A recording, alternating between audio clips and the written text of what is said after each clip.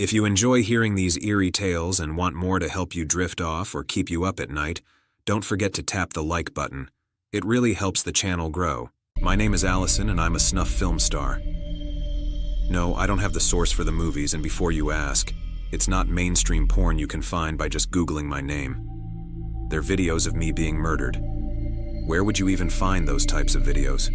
The dark web, maybe? I don't know. I don't like watching myself being murdered. What I can tell you is, I've starred in over 50 movies, and according to the guy who distributes them, I'm the most watched and most sought-after snuff star in history, if that's even a thing. You're probably wondering how one would even get into that business. Well, the short answer is by accident. You don't wake up one day and decide you want to be murdered. In my case, I answered an ad looking for an amateur porn actress. I was just starting out in the business, and the pay seemed reasonable. When I arrived at the location, which was a house in an upmarket location, it didn't raise any red flags. It all seemed legit until I asked to be paid up front, and the response was, "Let's see how you die first." Before I knew it, I was being held down, and the cameras began rolling. All I can say is dying is like going to sleep during surgery. It's painful at the start and scary, but when your heart starts slowing down, you get a rush of euphoria and everything goes silent before the lights go out. I couldn't tell if there was an afterlife. I don't stay dead long enough to find out. It's like going to sleep without dreaming. There's a nanosecond of darkness before you wake up again. You would think that a guy whose business is death would be easily scared. But when I suddenly woke up as they were loading me into a shallow grave in the woods, he screamed like a little girl. It took some time to calm him down. You would swear it was him that was just brutally murdered with the way he reacted. But once the initial shock wore off, he looked me dead in the eye, no pun intended, and said, "I'm going to make you a fucking star." I can't go into details on how I get snuffed out, but I can say, the money is great. More than I could ever make being in mainstream porn. The problem isn't the fact that my employer is a death dealer of women. Actually, no women have been murdered apart from me, of course, since I started. The problem is the reaction I'm starting to get the more my popularity grows. The surprising thing is, the people who notice me are the most ordinary people you could imagine. Not monsters that hide away in the shadows fantasizing about murdering women. I mean school teachers, doctors, and even young teenagers. The biggest shock for me was when I was sitting in a cafe and I was approached by a young dad who had his 2 young daughters with him. He sat staring at me while his daughters sat eating chocolate muffins. I knew why he was looking at me, even if he didn't. As I was finishing up my latte, I looked up to see him standing next to me with a strange grin on his face. "Do I know you from somewhere?" he suddenly asked. I was in my comfort clothes. A baggy t-shirt with a pair of sweatpants and the tattoo of a pentagram on my arm was on show. He began studying me to figure out how he knew me, and when I was just about to speak, he noticed the tattoo on my arm. It was like a light switched on in his brain and he suddenly realized where he knew me from. His face turned deathly pale and he began to stutter a bit before he hurried himself and his daughters out of the cafe. I was never really worried about being noticed before, because the men that watched me expected me to be dead. I also never gave a second thought to my tattoo being the thing that gave me away. I mean, how many girls out there have the same tattoo? When I got it done, I was told it was a popular choice. That all changed when I got a phone call from my mother. My poor mother had no clue about the type of business I was in. She always thought I was into some lifestyle stuff, like a trainer to the stars or something. I think the dream was better than the reality, and she always told her friends I was a successful businesswoman of some sort. Technically, she wasn't wrong. All that changed when she rang me in hysterics. She could barely contain herself over the phone. "You're alive. You're alive," is all she kept on repeating down the phone. After I calmed her down and reassured her I was very much alive, I waited until her breathing had slowed to a more relaxed state. Allison. For a moment, I thought I was speaking to a ghost. My mother was always my biggest fan in life, and it broke my heart to hear her this upset. The police were here. Men in suits. Detectives, I think. They told me you were dead. Oh, my sweet girl, they told me you were dead. They had found blood, and something about a tape or the internet. The bastards gave me a heart attack. I knew you weren't dead. That night, I went to stay with my mother, just to reassure her that I was still physically present, and to just hug her. Mainly to reassure myself that I was definitely still present in this world. Deep down, I knew what this was about. Of course, someone who wasn't a degenerate monster was going to watch my movies and try to put a name on the woman who should be somewhere in a shallow grave. But I always thought people would think the movies were just great fakes, because you can only be the star of one snuff movie, not 50. A few weeks had passed, and apart from my mother losing a year or two of her life, things had settled down. I had decided to quit. It was never going to be a long-term thing. But if I was going to stop, my final movie was going to be my best. Go out with a bang, I always say. It was the day of the shoot, and on the way to the location, I couldn't escape the feeling I was being watched. I put it down to my nerves because I was going to die in the most brutal way possible. It was going to be so bad no one was ever going to think it was faked. And the fact it was going to be the last video of me made it sound all the more believable. I knew it was going to be painful, but the pain never lasted, and all I was thinking was, it's going to be a spectacular death, and it was.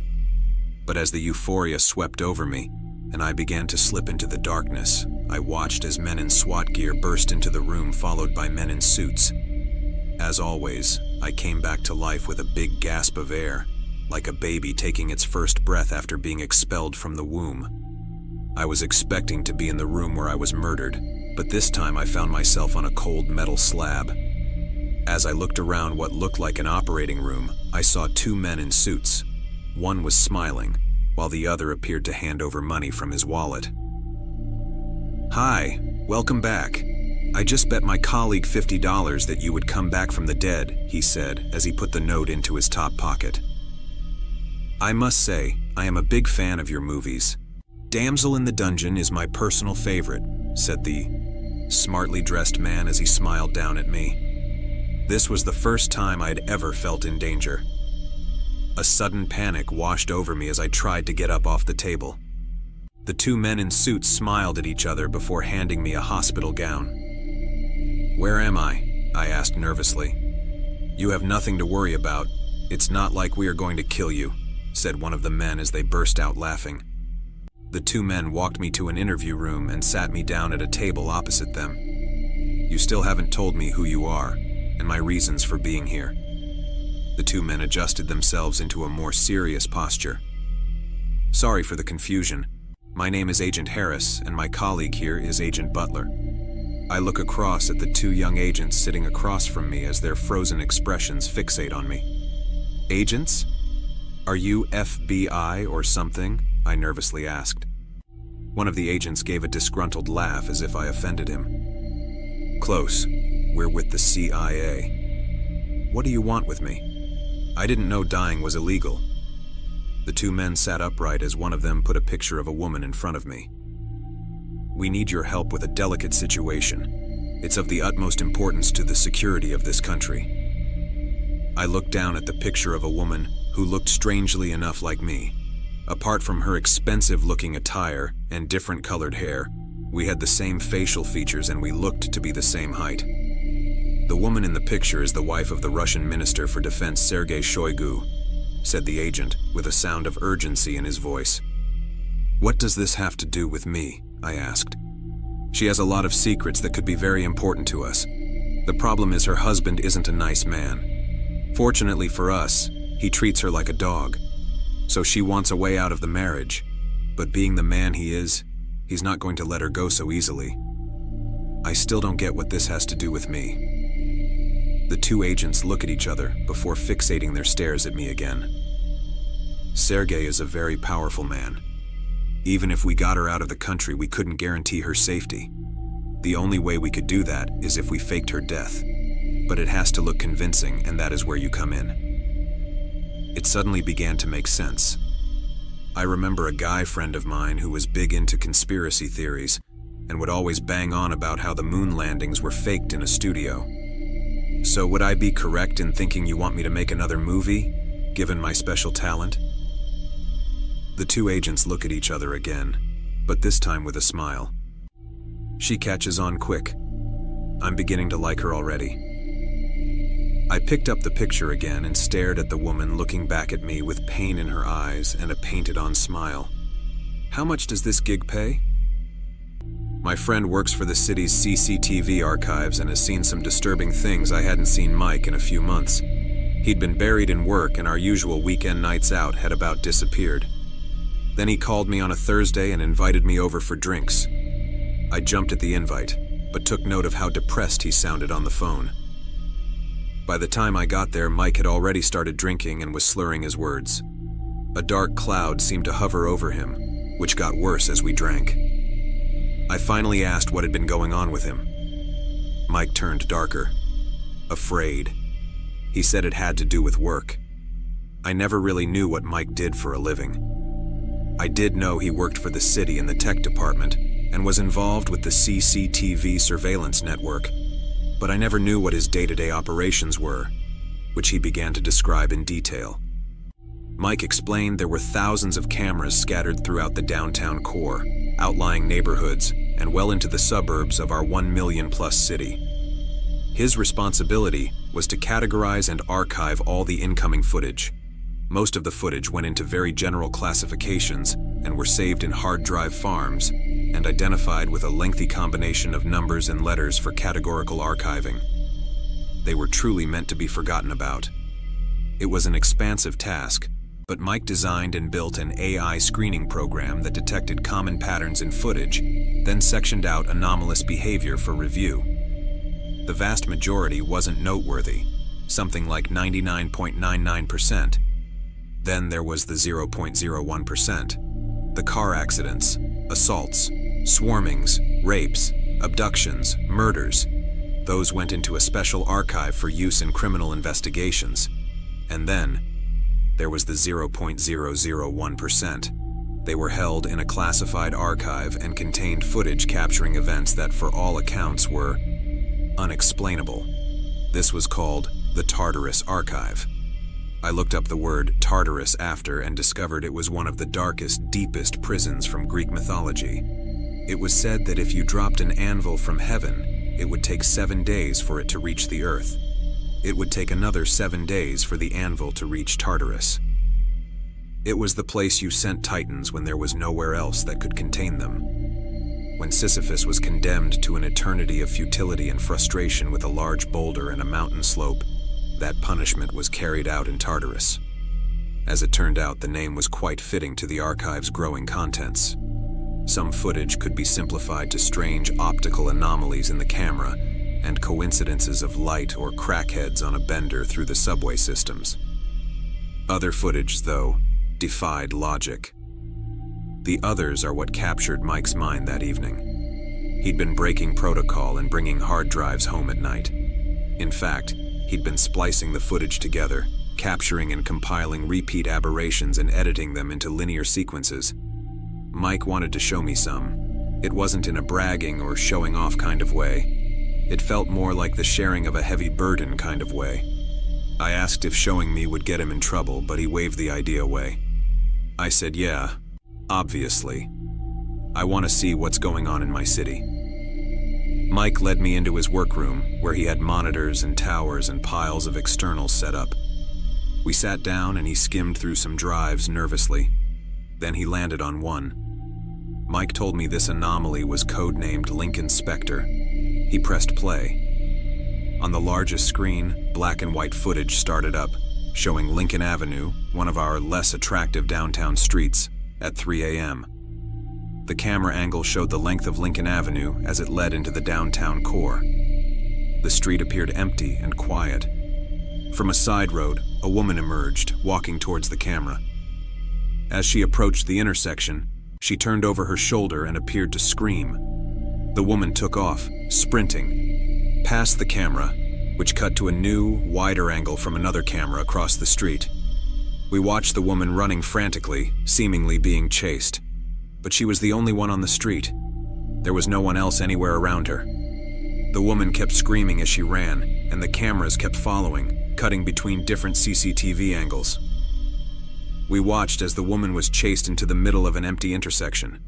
She fell, then cowered as if something massive was standing over her. The woman's neck stiffened, and she began to levitate off the ground. Her body looked like a rag doll as something lifted her by the throat until she was floating, a dozen feet above the road, in the middle of the intersection. Then the woman's head snapped to the left, and her body fell back to the ground. The video ended and went black. I sat shocked. Mike saw my expression and said, "You ain't seen nothing yet." I asked if that was real, if what I saw was unaltered, was raw footage. Mike said all he'd done was put the clips together. None of the content had been touched. He told me he found out the incident ended up being described as a hit and run, and the case was left figuratively open for more evidence to amass, which it never would. The department kept the footage hidden, claiming it was a camera malfunction. No one outside of Mike and his boss had seen the video of how the poor woman actually died. I started to understand the air of somberness Mike was carrying around. Mike started the next video. This one was codenamed Black Crab and was much longer than the previous one. It started in the subway systems at the underground Walkley station, shortly after closing up for the night. Walkley was the last stop on the route, and the exterior was shouldered by a new housing development on one side and untouched forest and swampland on the other. The camera was pointed down along the subway platform on the east side and showed its entire length with benches and garbage cans populating it. At the far end, the tunnel was filled with darkness. The lights on the platform shut off and the station went dark. The camera switched to night vision and everything became visible again. My eyes trained on the platform, waiting for something to happen. Finally, there was movement. It was coming from the tunnel. It was difficult to identify what exactly it was at first, as its movements were strange and the footage was grainy. But it got closer to the camera and I got a better look. It resembled a human, a man. But he was walking on his hands and feet, upside down, with his back arched and his stomach pointed to the ceiling. He had long, dark hair that dragged along the ground, and he wore tattered layers of old jackets and torn pants. He moved like a crab, jerkily yet quickly and easily as he made his way to the staircase. The footage cut to a new camera in the dark hallway leading to the stairs out of the station. We watched the crab walker claw up 2 steps at a time, and then crawl over the turnstiles and towards the exit. The footage cut again, now showing the exterior of the station entrance. The crab walker squeezed and twisted and maneuvered his body through the locked and closed entrance gate. It looked impossible to accomplish, but he did it. Once outside, the crab walker eyed his surroundings before skittering off towards the woods and disappearing. The footage cut to an hour later and revealed the crab walker reappearing from the... He was dragging a small animal by the tail in his teeth. The animal looked like a cat. The crab walker squeezed back through the gate, crawled through the station, and disappeared into the subway tunnel. Again, Mike saw my expression and told me there was more. He showed me the length of the video, which was over an hour long. Mike had compiled over 20 sequences of the crab walker creeping out of the subway station and into the woods. Mike skimmed through the video towards the end, and we watched the crab walker come out of a sewer in a downtown alleyway. It crawled over to a pile of garbage bags and cardboard boxes. Then it jumped into them, and some kind of vicious frenzy ensued. There was someone else in the pile of garbage. Hands and feet thrashed about as they were struggling for their life. Then the movement stopped, and the hands and feet went still. The crab walker's body moved jerkily about, but I couldn't see what was happening because of the darkness and all the garbage bags and boxes obscuring the camera's view. Mike leaned over to me and whispered that the crab walker was eating a homeless man. This caused a criminal investigation as the dead body was found mutilated and festering in the open alleyway. Mike followed up on the inquiry. What he discovered was the crab walker was who authorities believed to be a man named David Fletcher. Decades ago, David had been a prominent lawyer with a family. One Christmas, there was a house fire, and his wife and kids were killed in the blaze. It was David's fault. He lost everything, including his mind. Everyone has a breaking point, whether they know it or not. A place where they bend too far and then snap. David found his. Family and friends described his descent as nightmarish. David lived on the streets, became addicted to drugs, and tumbled into mental illness. The last anyone knew of him was from 10 years prior. He'd thrown himself in front of a subway at the Walkley station, and no one heard from or saw him again. It appeared that, somehow, David had survived the subway hit. His back had broken and healed strangely, causing him to move the way he did. He'd adapted to the new posture and lived in the darkness of the subway tunnels, finding sustenance from drain water and the wild animals he caught. That was what Mike found out, at least. But then he said, that was just the answer the investigators gave in Discovery. Who knows where the truth lay? Mike said there was always an answer for the videos he saw. Whether the answers were true or not, no one knew. But the ones that had to become public all needed explanations, however absurd. Either way, David was never found and didn't reappear on the subway footage. Mike plugged a new hard drive in. He poured a fresh drink and told me this was the one that was troubling him.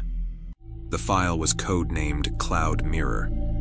I wasn't sure I wanted to see it, but before I could object, Mike pressed play. All the monitors lit up with footage from different intersections downtown, on the exact date and time as each other. There were 5 in total. The streets on each screen were empty and quiet. No cars or people. Suddenly, at the exact same time in the center of the intersections, a small glow pulsed into existence. It was some kind of orb, roughly the size of a bowling ball. The streetlights around it pulsed with energy waves as the orb grew larger. It grew to the size of a beach ball. Then it flashed out. The streetlights went back to normal, and the intersection was as lifeless as it was before. I asked Mike what they were. He told me he had gigs of footage of the orbs and had watched them repeatedly. He didn't know what they were, at first. Then they started to change. Mike clicked onto the next video. Again, the 5 monitors lit up with the same intersections and time of night, but several weeks later. The streetlights glowed and pulsed, and an orb manifested into existence again. It grew to its beach ball size, but then altered its surface and glow. Something gas-like replaced it, growing outward into a couch-sized cloud of dark gray. One of the cameras was closer, so I got to see the small clouds in detail. It looked like a volcanic eruption wrapping around itself. They were large, constantly morphing blobs that curled outward from a glowing center, resembling a Mandelbulb fractal as a gaseous-based organism. It was fascinating to see them floating in the middle of the street, so alien to our roads and stoplights and street lamps. Then they began to move, gliding down empty roads. The cameras cut to different angles, following the clouds on some unknown path, zigging and zagging onto new streets and through alleyways. Then they'd stop. The clouds hovered in the center of their intersection. They'd lower to ground level, standing straight up like a large coffin. Holding rigid to the shape, their exteriors continued to shift and mold together like magnets made of smoke. Something on one of the monitors caught my eye. Down the street, people appeared. They'd seen the cloud and were walking towards it. The group looked drunk and fascinated by the floating entity. So much so, they were approaching it. As they did, the cloud became brighter. The street lamps around it pulsed. The group were in some kind of trance, staring into the morphing blob. One of the group, a guy, stared into it like a zombie, then walked right into the cloud and disappeared. None of the group tried to stop him. Instead, another one followed him in, and another, and another. All 5 members of the group disappeared in the cloud, then they reappeared. One at a time. The guy first. Then in the order, they went in. Only, they weren't stumbling and boisterous and drunk now. They were walking upright, using minimal movements. They formed in a perfect 5-person circle for several seconds over quick words, then turned and all went in separate directions. Their strides, arm swings, and speed all matched. Another monitor showed a similar situation with a larger group of people, lost in reverie as they marched, one after another, into the cloud. Each monitor showed the same thing now. People entering the clouds and coming back out. Different. Mike stopped the video. I asked him if he'd shown this to anyone else. He said he hadn't. Not even to his one boss, which was a problem, because he had a meeting with his boss in the morning to discuss the missing footage. I asked why he didn't show the footage to his boss. This footage seemed more than serious. People were being replaced by something. Mike sighed and put a new video on. The main monitor lit up and showed a new downtown street. The date was from earlier this week. One of the clouds was floating in the intersection. A middle-aged couple were walking nearby, the husband with a slight limp in his right leg. The couple saw the cloud and were sucked in by its aura. They approached it, eyes wide and mouths open. Both the husband and wife entered the cloud and disappeared. After a moment, they reappeared. The husband's limp was gone. Mike turned to me and said, "That was my boss and his wife. I found a store that sells the shoes of dead people and bought 3 pairs. Souls," read the sign that hung above the small store. "Walk in their shoes," written below it. The motto caught my eye on my way home from work, and the color-faded sneakers on my feet were ogling it too. A little bell rang as I opened the door, the inside smelling like leather. There were rows of shelves with dozens of pairs of shoes, all different kinds. An old man sitting behind the register perked his head up as he saw me. "Hello, how can I help you?" Just browsing." "All right, let me know if you need anything." I skimmed down the aisles as I scanned the shoes with my gaze. There were sneakers, boots, high heels, anything you could think of. Almost all of them seemed old or worn. The first pair I pulled off the shelves were loafers, something nice that I wear to work or fancy events. Its black leather was creased but intact, and the metal buckle still shined.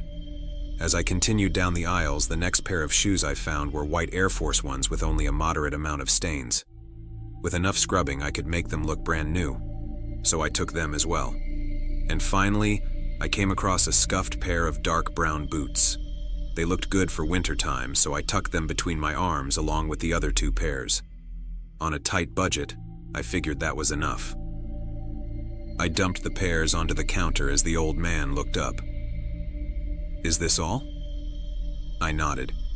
He typed on a cash register, his eyes darting to each pair as the keys clicked. I handed him crumbled bills as he put the shoes in brown boxes. "Have a nice day and enjoy their shoes." "Thank you."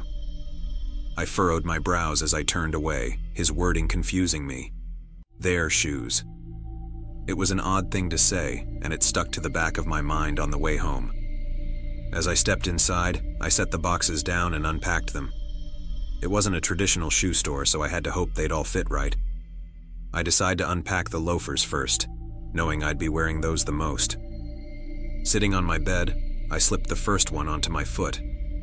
I wiggled my toes around as I felt the fit of the shoe. It fit perfectly, but with one of my feet being slightly bigger than the other, I decided to try the other one on just to make sure. As I slipped it on, I felt this drowsiness cloud over me. My eyelids sank as my vision blurred, nausea brewing in my stomach.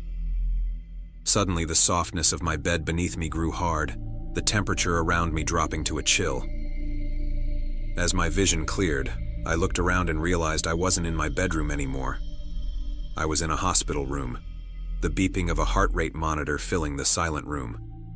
I looked down at myself as I was wearing clothes I didn't recognize, but I still had on the black loafers. Then I realized there was a shaking hand wrapped around mine. A dying woman laid in the bed. She was old, losing hair, and visibly tired. I didn't recognize her, yet I felt like I knew exactly who she was. I felt like she raised me, and now she was dying right before my eyes. I wiped away a tear as the preparation for grief became overwhelming. She smiled at me weakly with fading eyes. I can't do this without you. I can't be here with you, I sobbed. I spoke with no control, but I didn't feel like I was lacking control either. Yes, you can. I've prepared you for it all of your life. I leaned in as she kissed my forehead softly, gently wiping away a tear. Take good care of Gigi for me, would you? I nodded with a smile as tears continued to stream. Somehow that name was familiar too, more than familiar. That was my sister, her face popping into my head. Another person I didn't recognize yet did at the same time. In the moment, it felt impossible to question what was going on, as if it was normal. As I sat back down, I watched life disappear from her, as her heart rate flattened. I collapsed into tears, the drops soaking into my pants. The pain was something I had never felt before. It was consuming. Everything felt like it was over, like it was crashing down. Suddenly, I turned to a cracked window that let in a cold, gentle breeze. My face continued to crumble as I rushed towards it. Prying it open, the wind began brushing my hair back as I lifted my foot onto the windowsill. As I balanced on it, I held onto the edges of the window as I looked down. Vertigo hit me like a train as nausea brewed in my stomach. The distance from the window to the ground was terrifying, but enough. I turned to my mother one last time, her corpse lying peacefully on the bed. I'm sorry. I propelled myself from the windowsill and out into the open air. I squeezed my eyes tight as I free fell, the powerful wind deafening as I pressed against me. As I continued to fall, awaiting the end, I opened my eyes. And as I did, watching the pavement below me quickly grow closer, all I could think about was how much I didn't want to die. But it was too late, as I was now closer to the ground than I was to the safety of the windowsill beneath my feet. I clenched my eyes again as I reached the ground, experiencing a near split second of a gnarly crunching sound in my ears as everything blinked to blackness. Suddenly, I found myself in my bedroom again, my feet safely on the wooden floorboards. My body trembled as my eyes darted around.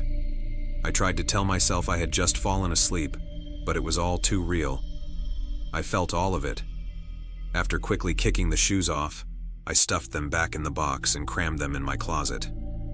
But as terrifying as it was, something about it intrigued me deeply. To be able to literally walk in the shoes of somebody else, it's something you can never truly comprehend, especially someone else's final moments. So I decided that, after taking a break from the first experience, I would try the next pair of shoes tomorrow and see if they would have the same effect. I struggled to fall asleep that night, thinking about the body that I inhabited. To think that he would have done anything to have gone back but couldn't. It unsettled me, to say the least. The next morning, I decided that I wouldn't be taking my worn-down running shoes on my morning run. Instead, I pulled out the box that contained the sneakers.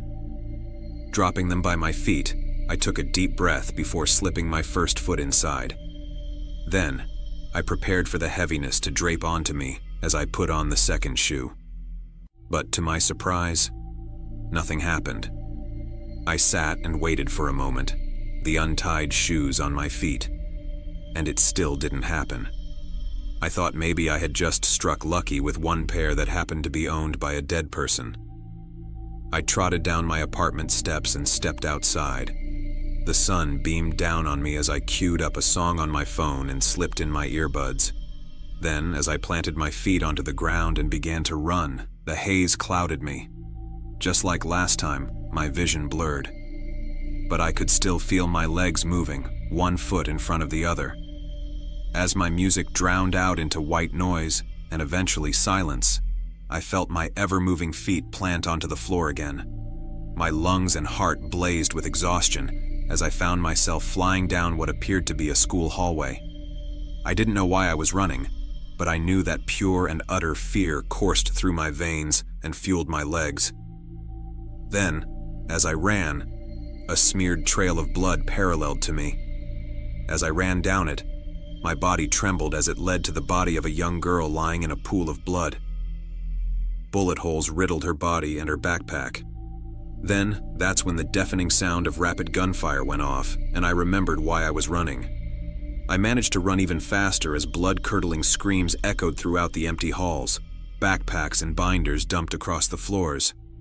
I needed somewhere to hide, so I began pounding on the first door next to me. I tugged on its locked handle as I pleaded for help. "I'm a student! I swear! Please let me in! I don't want to die!" The door quickly cracked open as someone yanked me inside a dark room. A teacher closed the door behind us and locked it again, prompting me to sit in the corner with everyone else as she shushed us. I dropped to the floor and squeezed in with everyone, the silent room filled with the sounds of restrained sobs and shaking breaths. Fellow students next to me had their phones out, their trembling fingers quickly typing out their goodbyes. Knowing there was a chance this was it, I pulled out my phone and quickly began texting my parents. "Shooting at school. I love you." Unable to handle their responses, I slid my phone back into my pocket as I prayed. Then, all of our bodies winced as the sound of muffled gunfire boomed from outside. Students clamped their mouths shut as they bottled up screams in their throats. Suddenly, the room erupted in terror as bullets began to tear through the wooden door. Everyone in the room scattered as those who couldn't move fast enough slumped against the blood-splattered wall. Cramped in another corner, everyone quietly sobbed as light from the hallway poured through the bullet holes. Then, the crowd screamed as the shooter began kicking in the door. With each pound, our bodies jolted. Suddenly, my phone vibrated in my pocket. I told myself I couldn't handle what my parents would say, but if I was going to die, I needed to know. So I quickly pulled my phone out and shakily opened the message. "Are you okay? I love you so much, baby." Then, as I looked up, the shooter had the door down and was in the room. With a burst of fire, he had the teacher down in seconds. The students cried in horror as he then turned to us with his gun raised. My ears rang as he sprayed us with bullets, blood splashing around. The shock was so numbing, but I knew I was shot. Within seconds, everything went to black, and I found my feet back on the pavement of my street. I gagged as puke flooded up my throat, then puked onto the sidewalk. My heart was still pounding. It was all too real. Too shaken up to continue, I ran back home and ripped the shoes off my feet. After that, I had no desire to try on the final pair that I bought.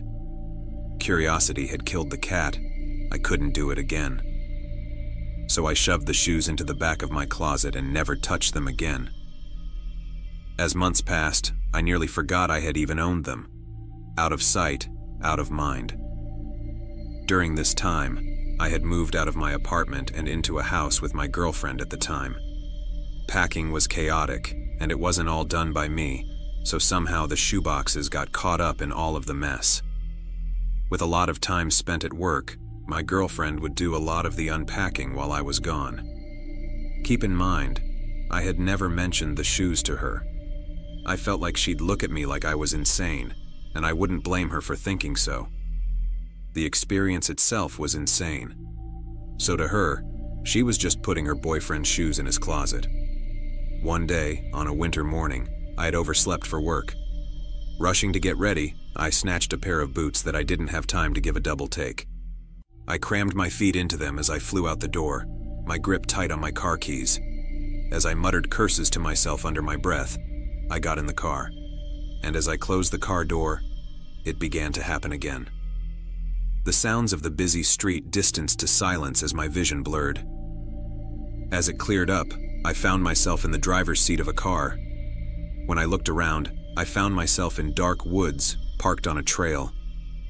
Then, I heard the muffled sound of screaming as someone wriggled around in the trunk.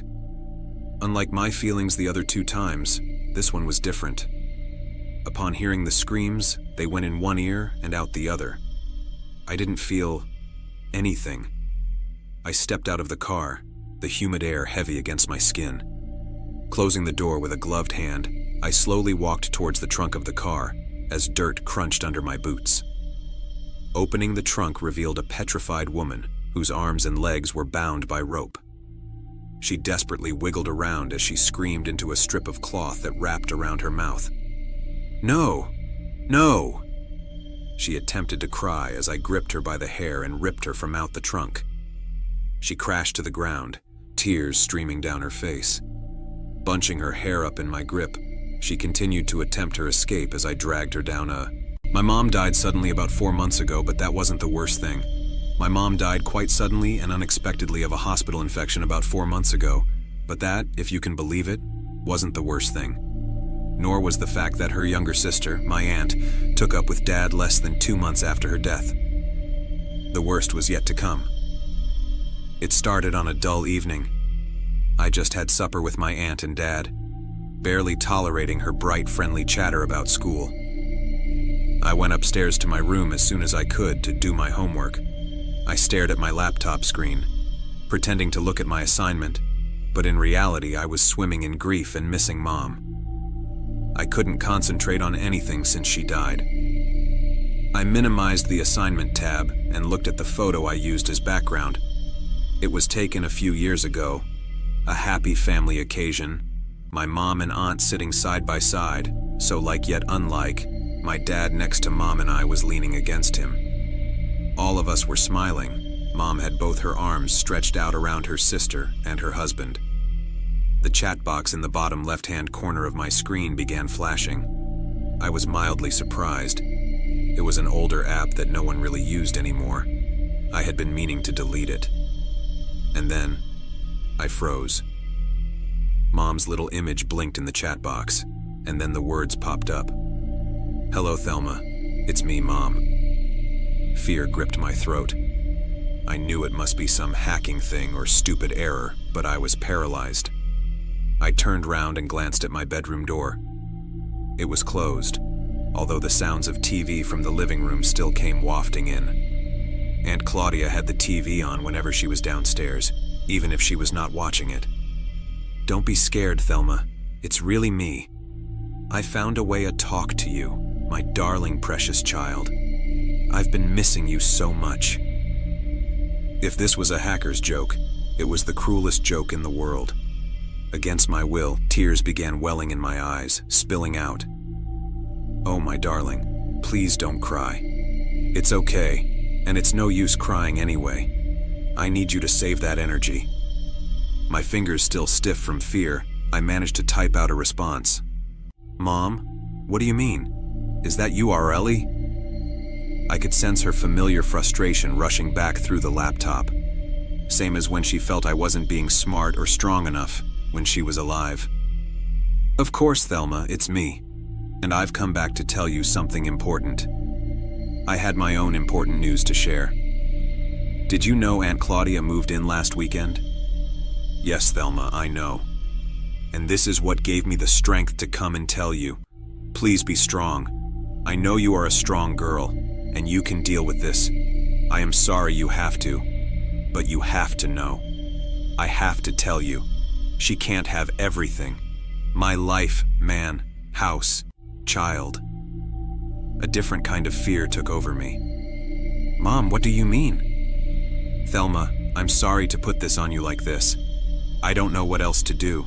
You have to know. Aunt Claudia murdered me." The bottom of my world gave way as I dropped into a dark hole of dread and fear. I felt as if I had known this all along, all through the past 4 months, ever since that awful night when Aunt Claudia called from the hospital, where she worked, to talk to Dad. I just couldn't say it. "Thelma? Are you listening to me?" If I had any doubts that the laptop chat was really my mom, those words dispelled them. I heard them in the exact voice she always used to say those very words to me. "Yes, Mom. But how?" "She was at the hospital, you know, when I went in. She wasn't on my floor, but it was very easy for her to arrange for me to pick up an infection." "Thelma?" The door opened and Aunt Claudia poked her head in. I gave a little scream and frantically minimized the chat box. Aunt Claudia stepped forward. "Oh, honey, you look like you've seen a ghost. Are you okay?" Wordlessly, I nodded. Aunt Claudia sighed. "Thelma, sweetheart, I miss your mom too. But this moping isn't doing you any good. It's hurting your dad, you know. Do you want him to suffer more? I shrugged. I couldn't speak. I looked up at her. The light was odd on her face. She looked more like Mom than ever before, but also not. And these clothes, Thelma. She reached out and touched my black sleeve, and I flinched back as though she had hit me. She frowned, and for an instant I thought she was actually going to slap me. But then she smiled and said, "I know girls your age like to wear black all over, but what do you say me and you have a trip to the mall and pick you up some nice new gear? On me. Come on, sweetheart. It will be so much fun." I shook my head furiously. Tears of rage, grief, and fear splatter out. Aunt Claudia began again, "Oh, Thelma." But then she stopped and went quiet. I looked up at her face. She was pale and had a horrible expression. She was staring at my laptop. I followed her line of sight, turning around to look at my screen. The photo had changed. There was a new photo in background, showing Mom seemingly asleep in a hospital bed, and Aunt Claudia by her side, bent over her. Aunt Claudia seemed to jolt into life. Her face twisted into a terrible snarl. She screamed, "Are you playing tricks on me?" And she lunged towards me. I cringed back in my chair, raising my hands to defend myself against her onslaught. But before she could even touch me, a bolt of electricity sprang out of the laptop, hit her square in the chest, and she dropped dead to the floor. I shrieked in terror. Dad and I had to move from that town. Losing 2 wives in 4 months isn't a good look for anyone. Even though the police combed through our statements and the laptop and the electricity up and down, they eventually had to put it down to a freak accident which happened when I asked my aunt for help to get my laptop working. Dad never remarried, and I never heard from Mom again. I've been a truck driver for a few months. I've seen some weird things. When I first took this job to be an over-the-road trucker, I thought it would be really exciting.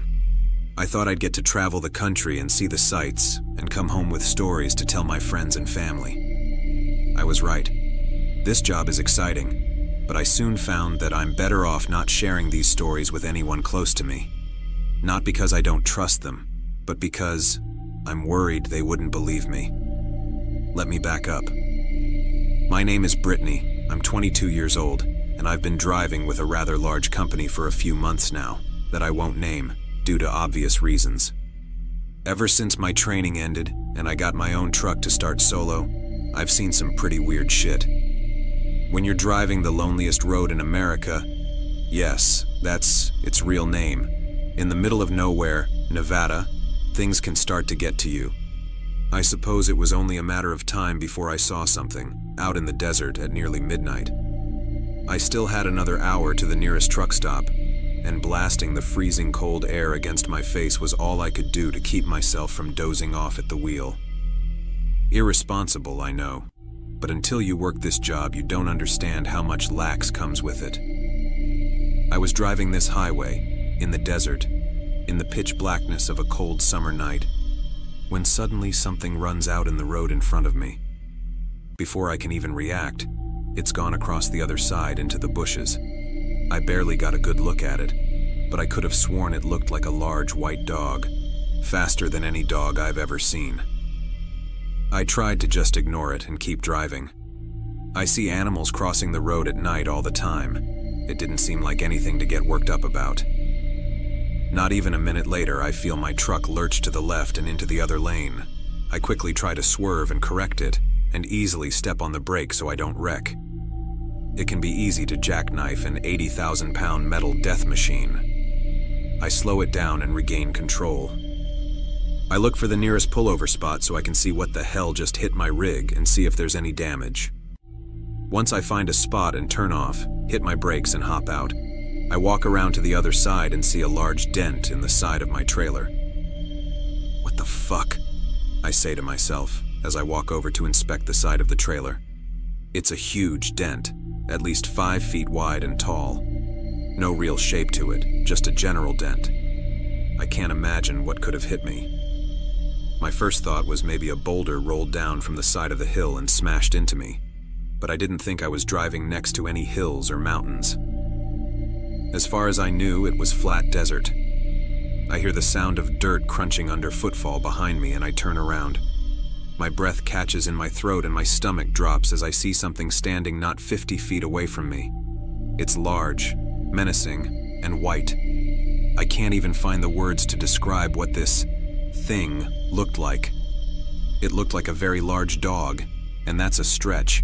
It stood on two short, stout legs with long forearms reaching down past its knees. Its shoulders were broad and heaving, as if it had just ran a marathon.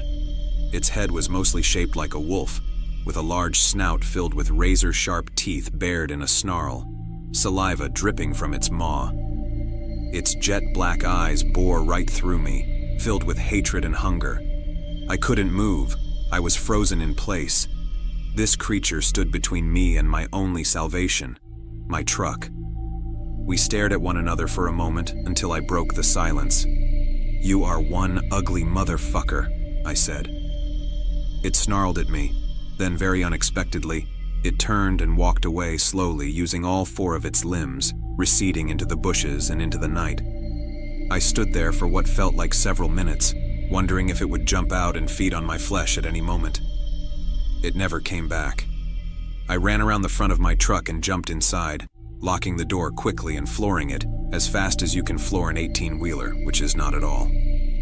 Soon I was back on the highway and barreling down it as if my life depended on it. For a while it felt like it did. Within a half hour I found myself at the truck stop and shut down for the night. Sleep was difficult that night. I was certain every noise I heard was that damn creature returning. Luckily, the night went on without another incident. I have more stories to tell, but this is getting long, so I think I'll stop here.